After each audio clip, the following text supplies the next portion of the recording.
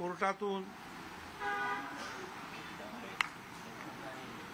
शासनाच्या माध्यमातून, लोकांच्या माध्यमातून हे आरक्षण कसं वाचवायचं हा प्रयत्न आमचा आहे। आज सुद्धा हायकोर्टामध्ये बाळासाहेब सराटे यांनी जी काही केस टाकलेली आहे की या सगळ्या तेली माळी कोळी सगळे कुणबी वगैरे जे आहेत यांना ओबीसीच्या बाहेर काढा वगैरे अशी काहीतरी ती केस आहे। आज सुद्धा ती केस होती हायकोर्टात, आता ती 20 तारखेला ती केस त्यांनी ठेवलेली आहे। आणि नाही, आज आमची केस होती, सॉरी मी जरा आज आम्ही जे काय आमच्यातर्फे ही जी काय ओबीसीची जी काही केस होती की हे जे काही चाललेलं आहे आणि बॅकडोर एंट्रीज असतील किंवा वेगवेगळ्या पद्धतीनं जे आहे आक्रमण होतंय ओबीसीच्या आरक्षणावर, त्या संदर्भातली आमची केस होती। आज त्याला 20 तारीख त्यांनी दिलेली आहे आणि उद्या जे आहे ती बाळासाहेब सराटेची केस ती परत उद्या लागलेली आहे की ज्याच्यामध्ये त्यांनी म्हटलेलं आहे की या सगळ्या जातींना ओबीसीच्या बाहेर काढा। आता हे सगळं जे आहे एकीकडे ते याच्यावर फोकस करणं आवश्यक आहे असं मला वाटतं। आणि त्याचबरोबर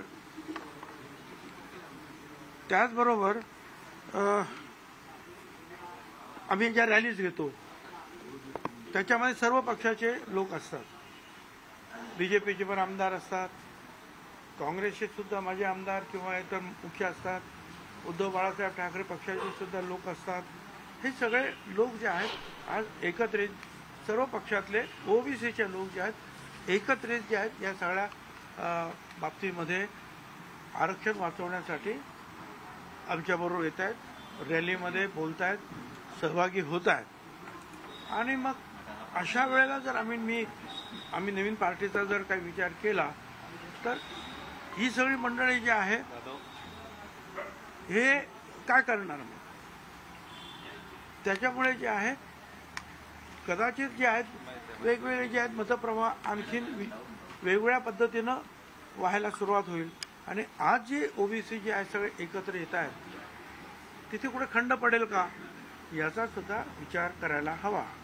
त्यामुळे आज मी स्पष्ट सांगू इच्छितो, आज आमचा संपूर्णपणे माझा फोकस सर्व पक्षांचे सहकार्य घेऊन सरकारमध्ये सुद्धा पक्षाच्या मध्ये जे ओबीसी असतील किंवा आमची बाजू मांडणारे लोक असतील त्या सगळ्यांचं सहकार्य घेऊन हे ओबीसीवरचं आक्रमण थांबवणं याला जास्तीत जास्त जे आहे आपण त्याच्यावर लक्ष दिलं पाहिजे, थ्रस्ट दिला पाहिजे, फोकस त्या विषयावर करायला पाहिजे अशी माझी भावना आहे। बाकी लोकशाही आहे, मग ते कुणाला काय करायचं आहे कुणाला काय करायचं त्याला मी काही विरोध करू शकत नाही। आपण ओबीसीचं नेतृत्व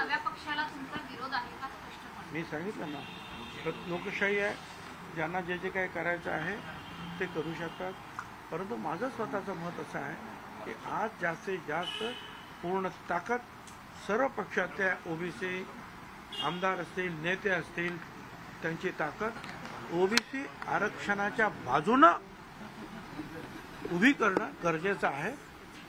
त्यासाठी ह्या सगळे ज्या आमच्याबरोबर अनेक आमदार वगैरे येतात, नेते येतात, त्यांना बरोबर घेऊन आपण लढाई पुढे न्यायची याच्यावर माझा सगळा थ्रस्ट आहे। पण यामुळे कुठेतरी ओबीसी नेते पुढे नेक्स्ट मोठ्या प्रमाणात विखुरले नव्या आंदोलनाची घोषणा परत एकदा केली आहे, त्याच्यावर उत्तर दिलं मी सर। आणि मी माझं मत काय ते पण सांगितलं। आपण जर बघितलं तर नाभिक समाजाबाबतचं जे वक्तव्य होतं ज्यावरनं एक थोडंसं त्यावर काय स्पष्टीकरण नाभिक समाजाचे नेते त्यांनी दिलेलं आहे, त्यांनी तुमच्या पाठीशी नेमकं काय घडलं होतं तुमच्याकडनं ऐकायचं? असं आहे की मी ज्या वेळेला भाषणाला उभा राहिलो ते अर्थातच हे आपलं कर्पुरी ठाकूर हे नाभिक समाजाचे होते, त्यांना सुद्धा भारतरत्न वगैरे मिळालं, ह्या सगळ्यांचा गोष्टींचा उल्लेख झाला। आणि नेमका त्याच दिवशी काही तास अगोदर माझ्याकडे एक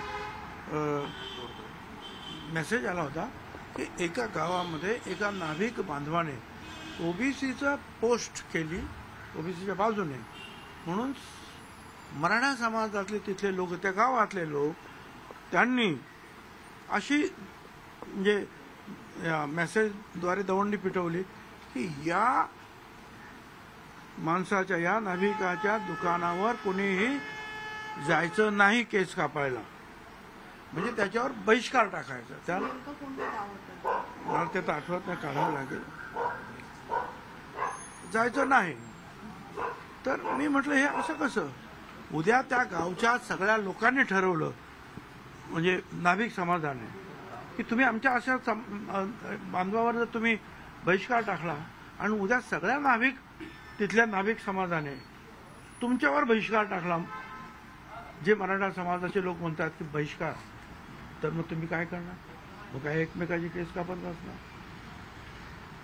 त्या गावापुरता हा प्रश्न होता आणि नाभिक समाजाची बाजू घेऊन मी बोललो होतो की अशा प्रकारे बहिष्काराची गोष्ट कोणी बोलता कामा नये, त्याचा उलट परिणाम सुद्धा होऊ शकतो.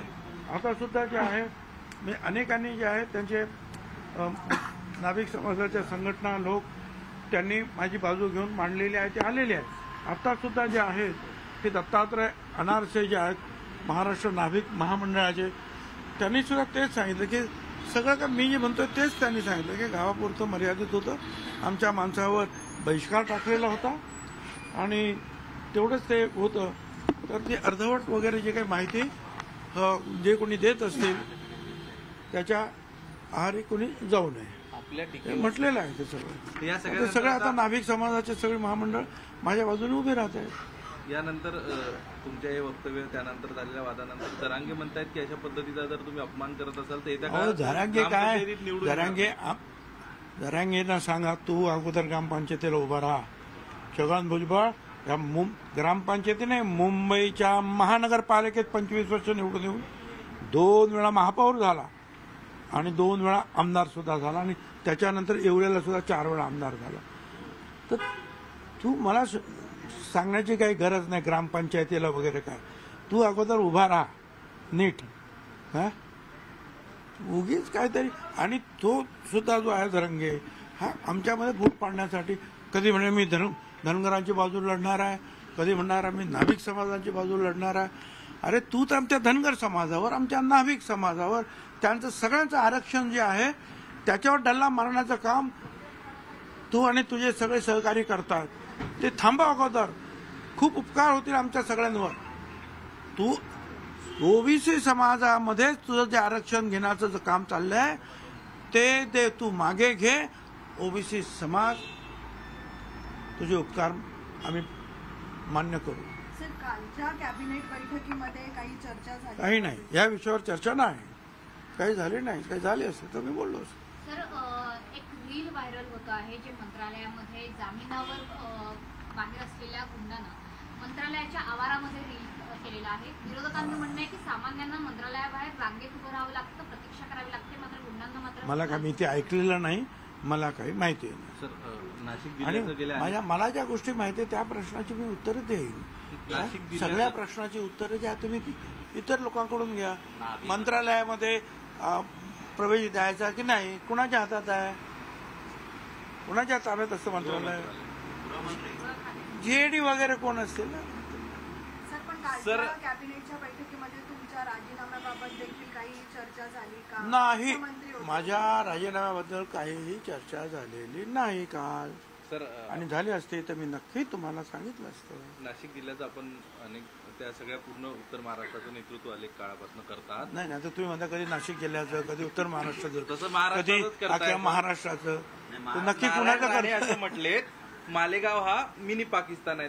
तो तुमचा भाग येतो म्हणून हा प्रश्न तुम्हाला विचारला नाही. तुम्ही मंत्रालयासारखं उत्तर दिलं असतं.